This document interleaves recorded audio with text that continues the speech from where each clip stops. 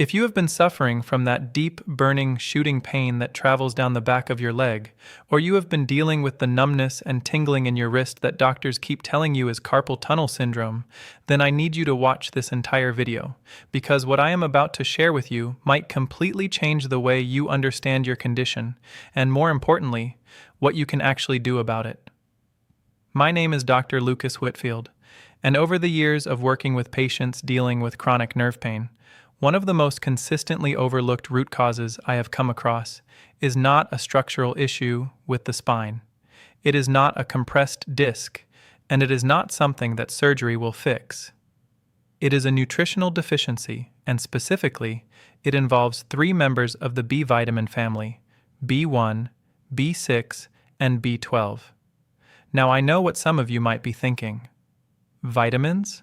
How are vitamins going to fix the pain that is making it impossible for me to sit in a car for more than 15 minutes or type at a keyboard without my fingers going completely numb?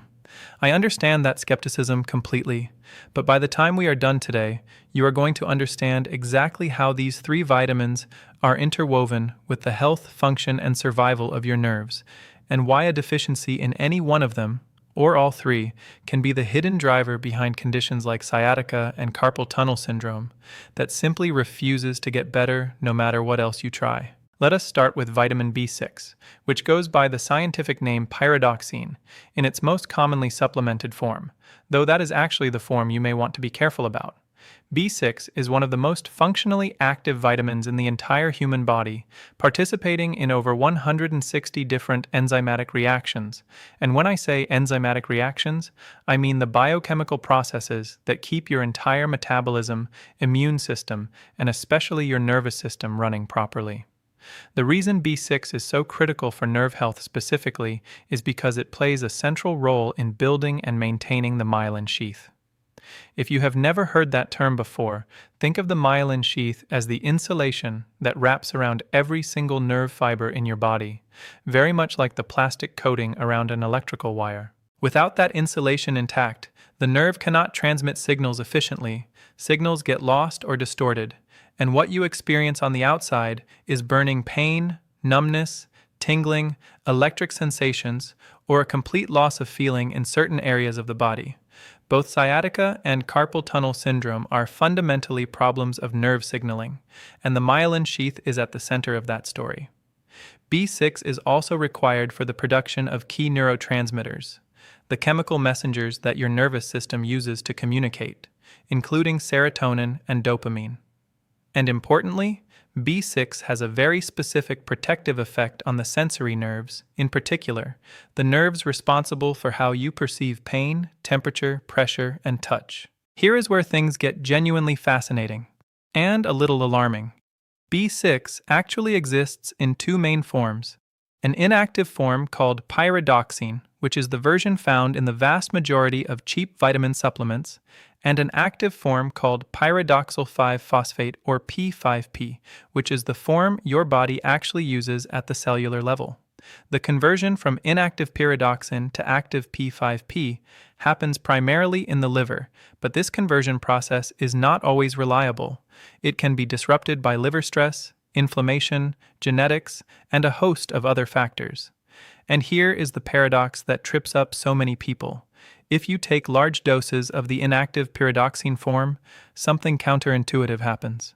The inactive form can actually compete with and block the active P5P form, so you end up creating a B6 deficiency at the cellular level, even while you are flooding your bloodstream with what you think is B6.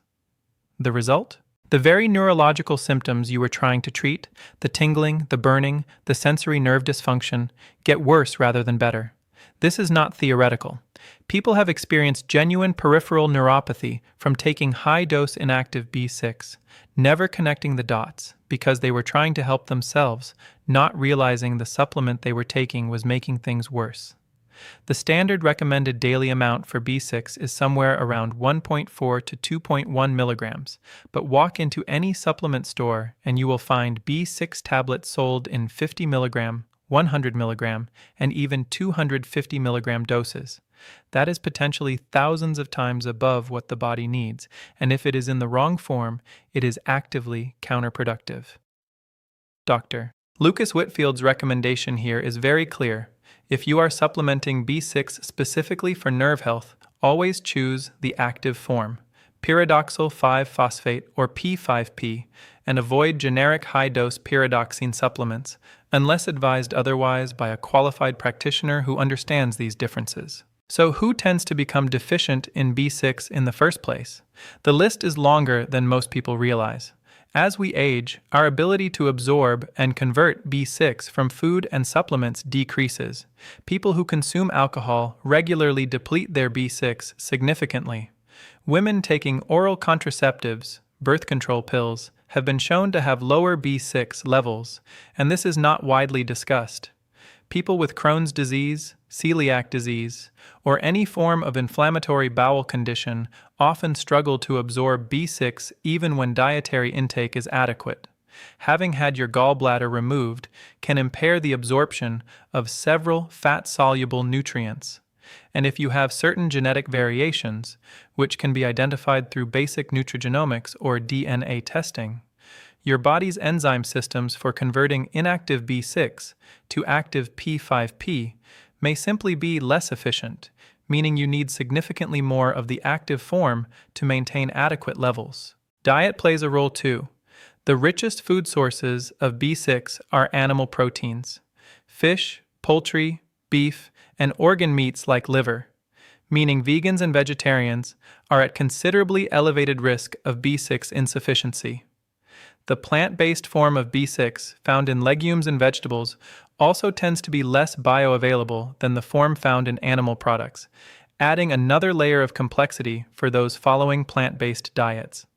Interestingly, heavy coffee consumption, more than 4 cups daily, and smoking have also been associated with lower B6 levels, so lifestyle habits that seem completely unrelated to nerve pain may actually be quietly contributing to the nutritional deficiency that underlies it.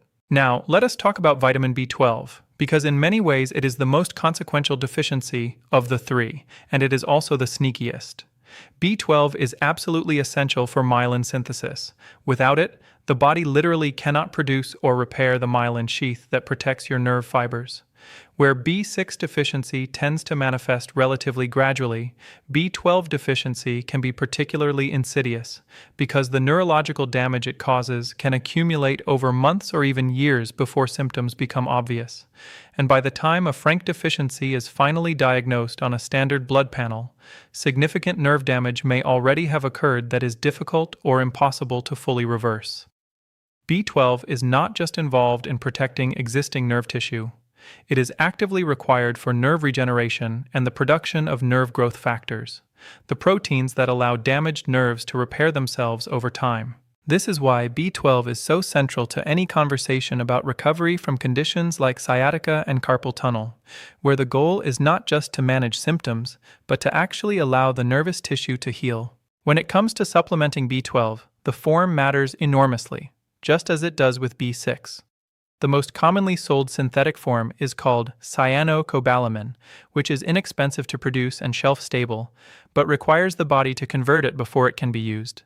And some people, particularly those with certain genetic variants affecting the MTHFR enzyme pathway, cannot perform this conversion efficiently.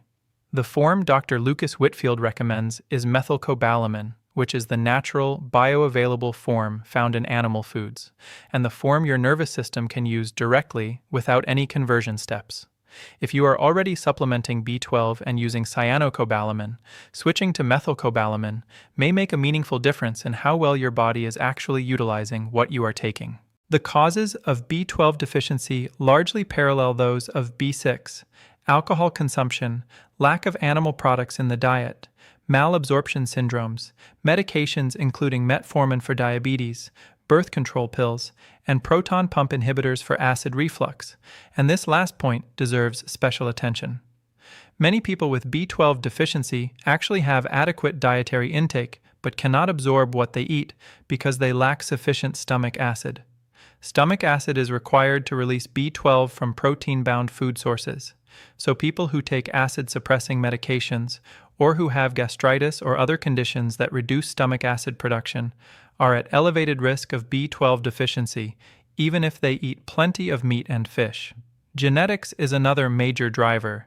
DNA testing has revealed that B12 metabolism variants are remarkably common in the general population, meaning many people carry a genetic predisposition to B12 deficiency that has never been identified or addressed. One more thing worth knowing: high-dose folic acid supplementation can actually mask a B12 deficiency on standard blood tests by correcting the anemia that typically serves as an early warning sign, leaving the neurological damage to continue undetected. This is a particularly important consideration for anyone taking folic acid supplements or eating a lot of folic acid-fortified foods. The third vitamin in this triad is B1, also known as thiamine, and while it may be less discussed than B12, it is absolutely critical for nerve health in a very specific and distinct way. B1's primary role in the nervous system is in energy metabolism. Specifically, it is required for the proper metabolism of carbohydrates and glucose, and it plays a key role in maintaining adequate blood flow and oxygen delivery to nerve tissue. Think of B1 as the vitamin that keeps the fuel supply lines to your nerves open and functioning. When B1 is deficient, the nerves begin to starve, not from lack of nutrients directly, but from an impaired ability to generate and use energy from the glucose circulating in the blood. The result is a type of nerve damage called peripheral neuropathy, which most commonly first appears as burning, numbness, or pain in the feet and lower legs, but can also manifest in the hands and arms, making it directly relevant to both sciatica-type presentations and carpal tunnel-type symptoms. The biggest risk factor for B1 deficiency is a diet high in refined carbohydrates and sugar, which is why this deficiency is so strongly associated with diabetes, prediabetes, and insulin resistance. Here is the logic. B1 is consumed in the process of metabolizing carbohydrates and glucose. The more carbohydrates and sugar you eat, the more B1 you burn through. If your intake of B1 from food does not keep up with the demand created by your carbohydrate consumption, or if you have diabetes or prediabetes that keeps your blood glucose elevated, you run through your B1 reserves and end up deficient. This is so consistent that Dr. Lucas Whitfield considers a history of high carbohydrate consumption, pre-diabetic blood sugar readings, or diagnosed insulin resistance to be a strong clinical indicator to prioritize B1 supplementation alongside the other two B vitamins. Heavy tea and coffee consumption can also deplete B1, as can alcohol use, which overlaps with the depletion factors for B6 and B12, meaning heavy drinkers are often depleted in all three simultaneously.